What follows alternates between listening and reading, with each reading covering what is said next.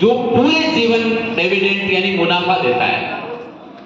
अगर आपके पास पैसा है, आपके पास सोना है, आपके पास अन्य किसी प्रकार का धन है, तो वो कम हो सकता है, चोरी हो सकता है, बंटवारा हो सकता है, लेकिन अगर आप अच्छे शिक्षित व्यक्ति हैं तो न तो उसकी चोरी होगी, न बंटवारा होगा, न वो कम होगा, वो निरंतर बढ़ता जाएगा।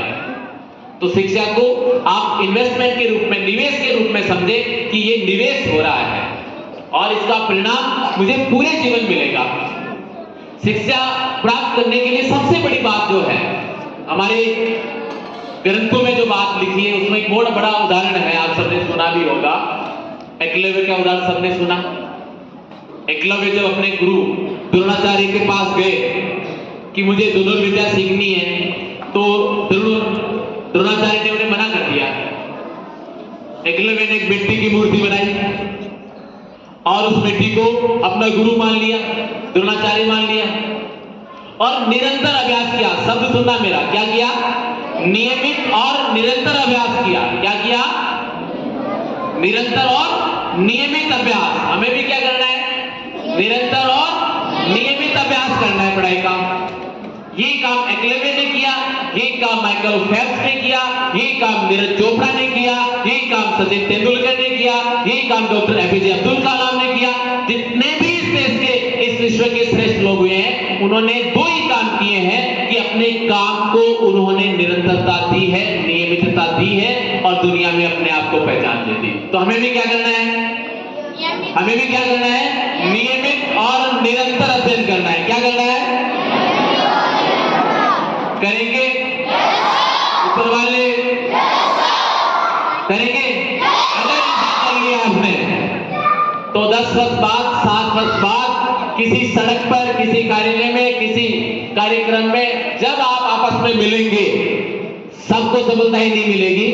कोई मेरे जैसे गेट पे द्वारपाल खड़ा भी मिलेगा आपको, और आपकी जब लाल बत्ती की गाड़ी आएगी और आप टेबल से, कुर्सी से, उसे चेयर, गाड़ी से उतर के जब चेयर की तरफ जाएंगे, तो हो सकता है 2 लोग जो आपकी क्लास में पढ़े हो, वो ट्रे लेकर के पानी में गिलास रखे भी हो सकते हो। उसी क्लास में पढ़ने वाला व्यक्ति वहां वेटर भी हो सकता है और उसी क्लास में पढ़ने वाला व्यक्ति उस कार्यक्रम का चीफ गेस्ट भी हो सकता है। दोनों में अंतर क्या है?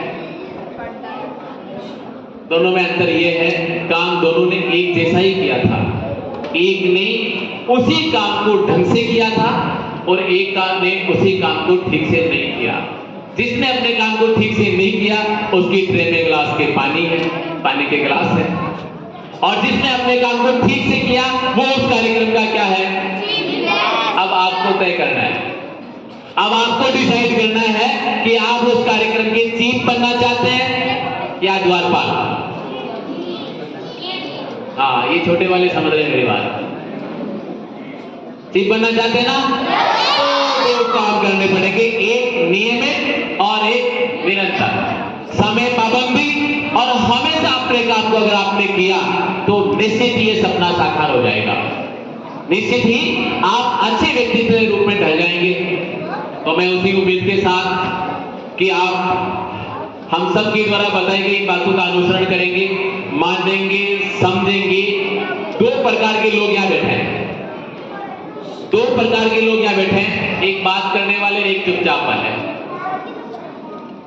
बात करने वाले तो अपनी गपशप कर रहे हैं और चुपचाप जो बैठे हैं वो इस बात को समझने की कोशिश कर रहे हैं कि ये लोग जो कह रहे हैं क्या इसमें सत्यता है।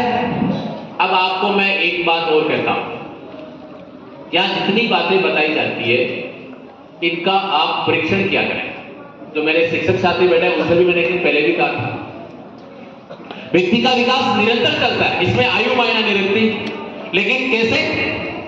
सिर्फ एकमात्र तरीका है किसी व्यक्ति के व्यक्तित्व के विकास का, वो है अध्ययन। इसके अलावा कोई तरीका नहीं है। आप अध्ययन करें, अभ्यास करें, प्रैक्टिस करें।